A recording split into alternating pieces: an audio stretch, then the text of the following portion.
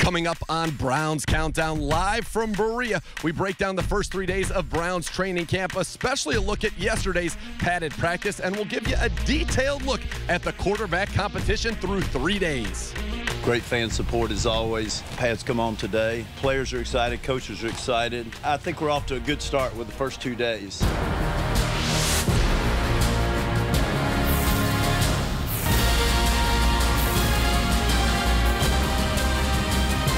This is Browns Countdown live from training camp. And with that, we say hello and welcome to Browns training camp alongside Nathan Zegura, Matt Wilhelm. I am Hakem Dermish. A beautiful day for training camp. Day 4 of training camp.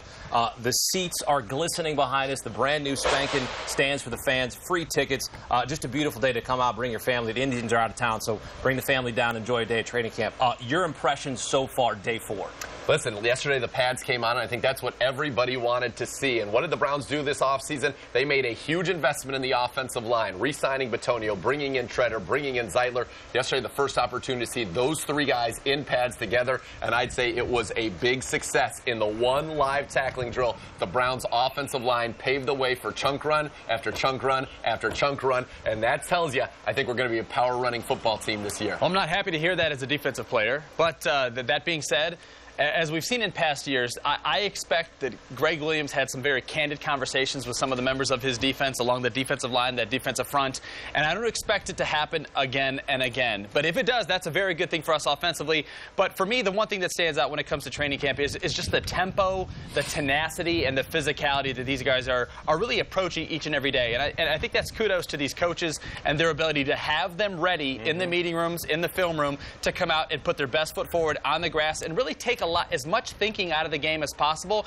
and really just get down to playing football. Hugh Jackson likes the pace. Hugh Jackson also pleased with the progress of his team is making at this point.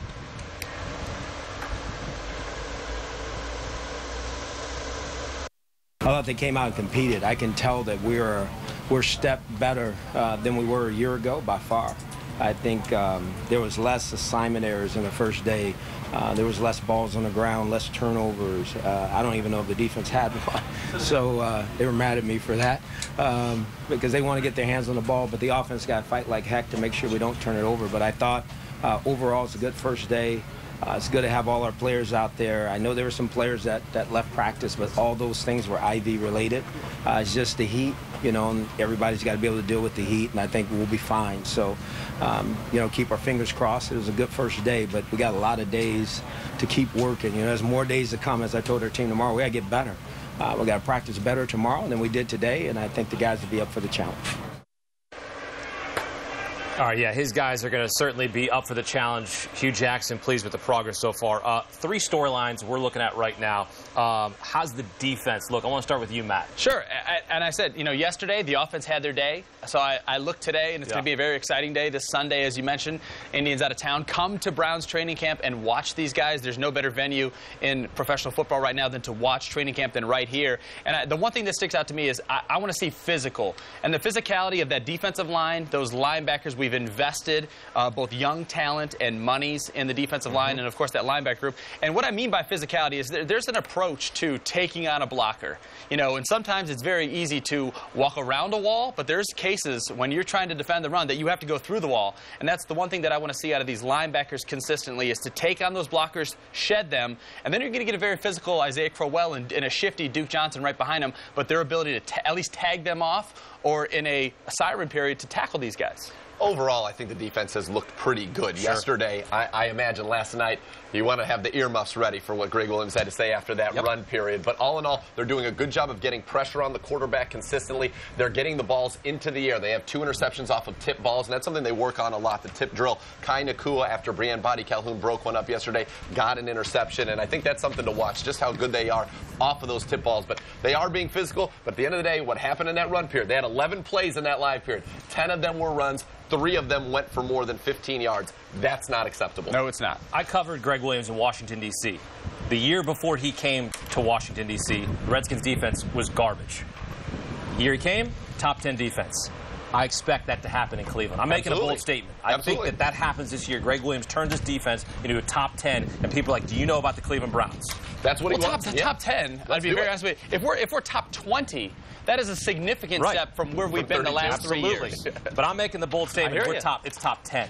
Because that's how good, Greg, there. And the talent. The talent is there on the front of this defensive line to do that, and that helps everybody on the back end when you can get to the quarterback. And speaking of the talent, first overall draft pick, Myles Garrett, the rookie. How has he in the rookie class looked so far? Well, we'll start with Myles Garrett, and he looks exactly like a #1 pick is supposed to look. He jumps off of the field. He's had sacks every single day in training camp, and when you and I were watching the tape of the live session yesterday, you saw one where he had the backside on a stretch run, crash down. The explosiveness and the physicality in a short area, and he's out here, by the way, after practice every day, running sprints on his own. The guy looks like he was chiseled out of stone, and he is ready, but he stands out in a major, major way. He definitely does. And I think for a lot of these young players, and we know they're great athletes, that they're extremely dynamic, and that's what we've needed to add to this roster. But the one thing that stands out to me is the fact that none of them are really shining in a negative light. Sometimes you get a rookie who's swimming in a defensive or offensive playbook or is not quite abreast to the speed of the game. Sure. These guys are all fitting in very well, which just goes to show when they finally, understand the offensive and defensive playbook like the back of their hand, they're no longer thinking throughout a defensive script or an offensive play. And I think that's in some cases why we've seen Deshaun Kaiser go out there and just get those mental reps. So the closer and closer he can get to becoming second nature, he can just go out and react and make those throws. And for the most part right now, camp has been healthy, what we've expected. We've seen guys, John Greco come in, he had a foot injury, Joel Bitonio foot injury as well. Corey Coleman, he had a struggling rookie season, broken hand, hamstring issue. All those guys fresh. We look at Corey Coleman, and we want to see that jump. What do you expect to see from him, Matt? Well, I want to see Corey Coleman be a big-time player. This is a guy who averaged almost 25 yards a catch the first 2 weeks last year. Then he breaks his hand. Then he doesn't get to 42 yards in another game the rest of the year. So you want to see him look good. And it's a joy to see a healthy Corey Coleman. We got teased with it last year in training camp where he looked like the best player on the field. In the first 3 days, he has looked like that old Corey Coleman. He definitely has. And I think that's why we consistently hear from Hugh Jackson, got to give some guys days off here and there, but he's got to walk the fine line because there's something of an edge that you start to sharpen when the guys are out there practicing, grinding throughout training camp, almost like, SEAL training. By the time you get to the war, it's a heck of a lot easier than it was through training. And so that's what I want to see these guys healthy on the practice field, building continuity both offensively and defensively. And you told me John Greco, Joel Bitonio feeling fresh and ready. Very good. Yeah, I talked to both of those guys after their first practices out. Greco finally did some teamwork yesterday, and he said, I was a little nervous at first, but the foot actually feels great, and he's ready to open it up. Bitonio said, I feel like I'm back feeling good, and he looked good yesterday in those run sessions. We're feeling fresh and ready here at Bring It Browns Training Camp Day 4. Still ahead on this edition of Browns Countdown. We're going to go one-on-one with veteran corner Jason McCourty, and now rookie defensive tackle Larry Ogunjobi is helping build the Browns. Next on News 5.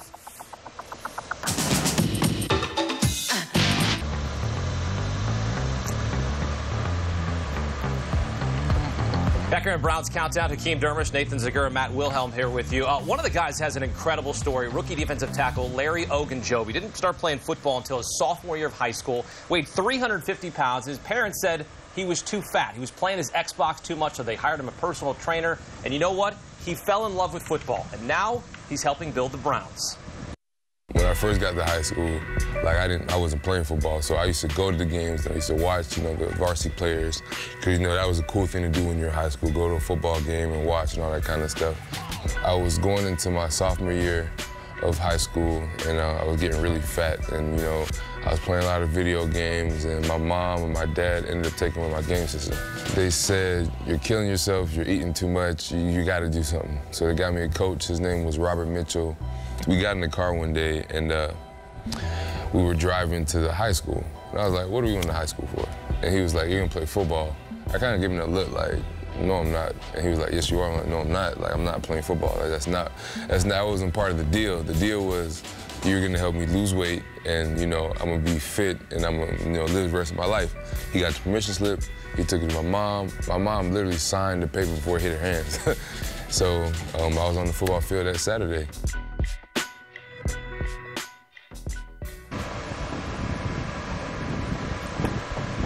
Larry Ogunjobi, heck of a story. I mean, he's an inspiration for not only kids, for all of us. But when you look at his story and now you see what he's doing at training camp, his impact can be what?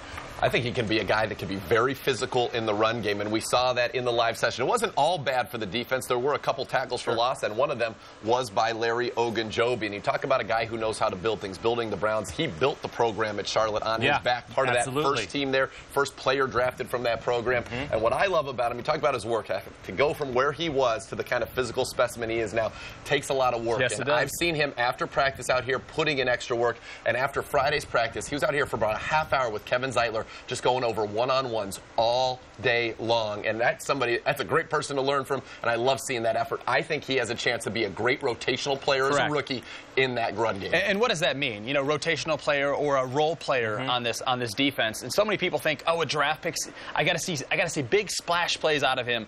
When it comes to defensive line, I think the same can be said for Caleb Brantley, like Larry Ogunjobi is just a role player in this defense. And what does that mean? That means 10, 15, 20 snaps a game. He's going to come in fresh. We're going to call a defense that plays to his strengths, get him in, get him to make a play, get him to do his job, and then get him out and get Des Bryant or Jamie Collins or some of the defensive linemen, Carl Nassib, back in the rotation in that next defensive front. This is a talented group, a defensive line. You have Emmanuel Ogbah, Danny Shelton, you mentioned Jamie Meter.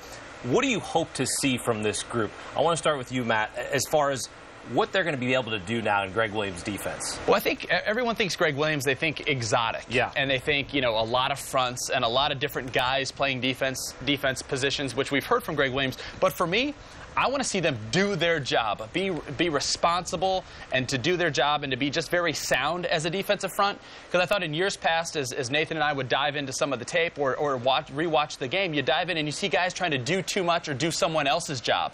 And you get out of your gap. The running backs and the quarterbacks are good enough in this league that they will find that one guy not doing their job, and that becomes the 10-yard, the 20-yard, the touchdown run. So it's just a matter of these guys, while it is chaos with Greg Williams, which is what we expect, it's them doing their job first and then being the physical, tenacious player that Greg Williams wants them to be.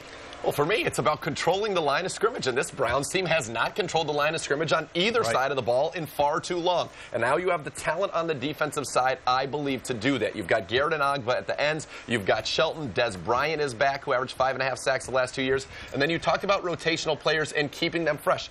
In the interior, you've got Xavier Cooper, former third-round pick. You just drafted Ogunjobi in the 3rd round. You've got Caleb Brantley, who probably was a top 50 talent that you basically stole in the 6th round because of other reasons that he's been exonerated of. And Meter. That's 6 defensive tackles we just rattled off right there, along with your 2 young studs on the outside. We didn't even get into Nassib or Orchard, a former 2nd-round pick. So there are a lot of guys there who have an opportunity to really control the line of scrimmage and disrupt. I feel too often we have let other teams dictate to us, and now I think we have a chance to dictate to other teams up front. All right, from the defensive line to the secondary, Andrew Gribble, Browns senior writer, going one-on-one with Jason McCourty, the veteran corner. It's day 4 of Browns training camp. We're here with veteran defensive back Jason McCourty. Jason, you've spent 8 years in Tennessee. You come to Cleveland. What's the biggest difference so far for you going through this training camp?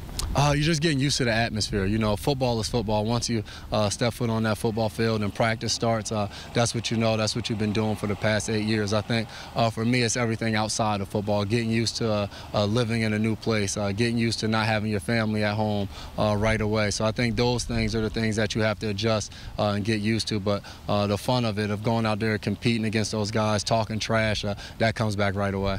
When you got here, there was some talk about you moving around, potentially playing some safety. But when we look out there, a lot of guys are playing safety, moving around the defense. What's it been like playing in multiple spots and learning this Greg Williams defense? Oh, it's been fun, and that's a Greg Williams defense, like you just said. He's going to line guys up at different spots. He's going to challenge guys, and we're trying to get better. And at the same time, Greg's evaluating us because he's trying to evaluate which packages are going to make us the best defense we possibly can be. So, you know, if you show him that you can go out there and make plays at this position, he's going to find a way to get a package to get you out there on the field. Now, before camp started, you were doing one of your most favorite things, running your camp with your brother Devin. Our cameras were there following you. What was that like, and what makes that so special for you guys? Oh, man, it's an awesome day. It's exhausting, but it's a ton of fun. Chasing those kids around, yelling and screaming.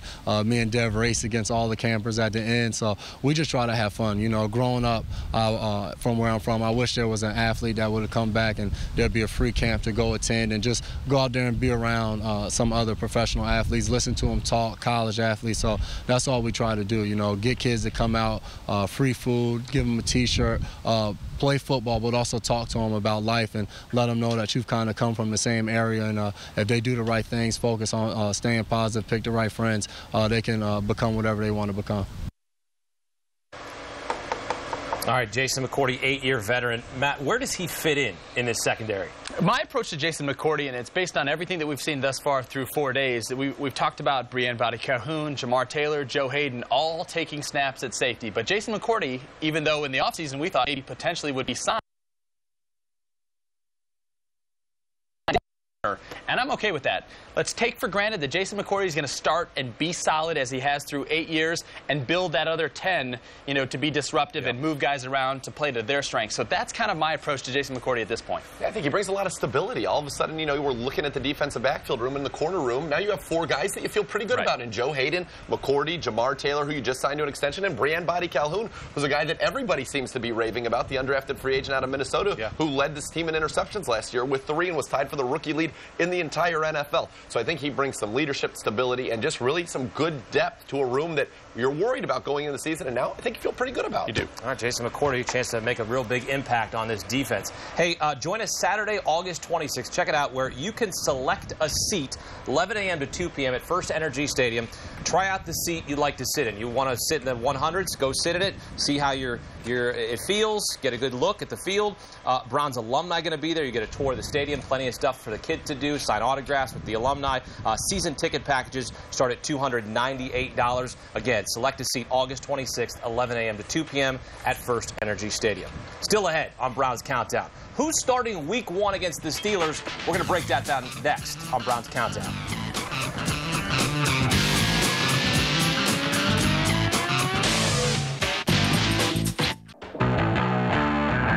As a competitor, you always have to go in the mindset of you know, being the starter, you know, at any position. But at the same time, you know, you're still learning from those guys around you. But yeah, we come out here and compete every day. You know, me, Kevin, Brock, Deshaun. It's fun when you have guys that are, you know, really talented at that position you get to compete against, because it makes you better as a player. You know, obviously, I've gotten a lot of work with the ones, and privileged to have that opportunity to go out there with some veteran guys to try to develop myself. And you know, I'm just trying to control what I can control. And right now, I'm not really set my goals to you know, be a starter at a certain time. I just continue to learn as fast as I can. And you know, a lot of Coach Jackson makes the decisions he needs to make. I've been in the league a little bit longer than the other guys, but at the end of the day, that means nothing. Every quarterback that's in that room is very talented, very smart. Everybody has their strengths, has their weaknesses, and I think it's going to be a great competition. Right. That was the Gatorade Hot Minute, and we're going to spend a couple hot minutes talking about those quarterbacks. Hakem Dermish, Nathan Zegura, Matt Wilhelm here with you. Browns Countdown Training Camp Edition.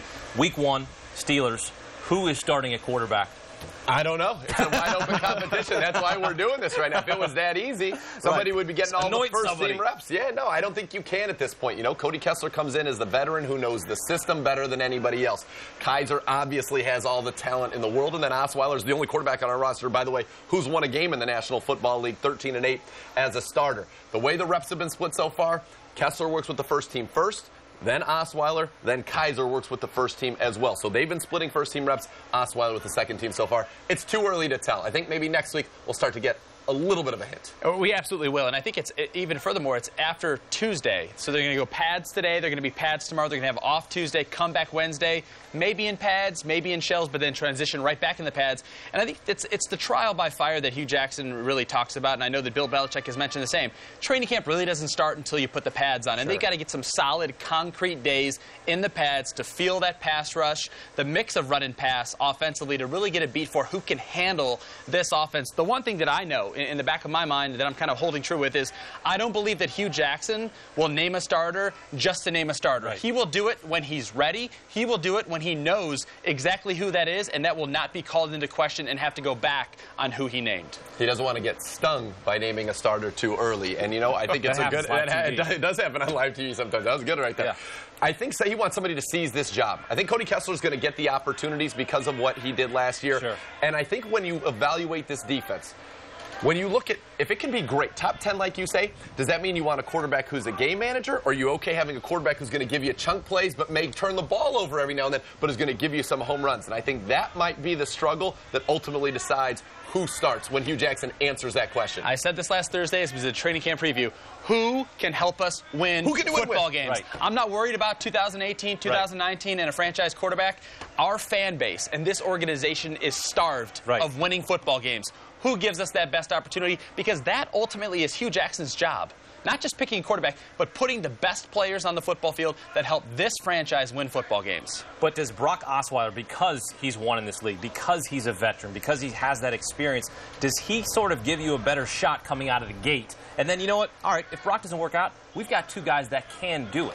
I think you could certainly make that case. I mean, the guy's won more playoff games than Andy Dalton, who's been in the playoffs 5 of the last 6 years. So his resume is impressive in terms of what he's accomplished in this league. But are you getting the Brock Osweiler that played for Denver? Right. Or are you getting the Brock Osweiler that played for Houston? It'll be interesting to see. One thing I can tell you is I talked with DeShone Kizer after practice yesterday, and I talked to him about his second throwing session, which I thought was his best session. Had a laser beam to Kenny Britt that was about a 30-yard gain there, made the right read, the ball was coming out quick, and he said, every day I'm feeling more comfortable. If he gets comfortable, fully comfortable, and has the knowledge, he's got the talent to do it.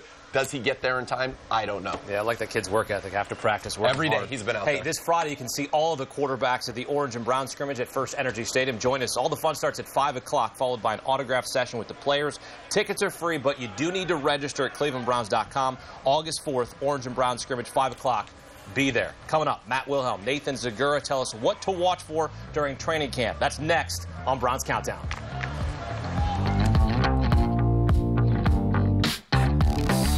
Back here on Browns Countdown, Hakem Dermish, Nathan Zegura, Matt Wilhelm here with you. What are we watching for in training camp, Matt?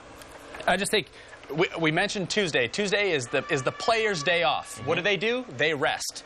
But it's also the opportunity for the coaches to evaluate. So don't be surprised coming out of Wednesday that if there's some shakeup amongst this depth chart. And I know you talked to people in the front office, and they said that's the day that's going to give you an indication of what's going to go down in the preseason opener. I want to see today in pads, how does the defense respond when that siren goes on? All right. Hey, and you can come out here today. Beautiful day. Come on out. Sit in the beautiful stands. Hey, that's going to do it for this edition of Browns Countdown. You can join us every Sunday at 11 a.m. Up next, Building the Browns right here on News 5.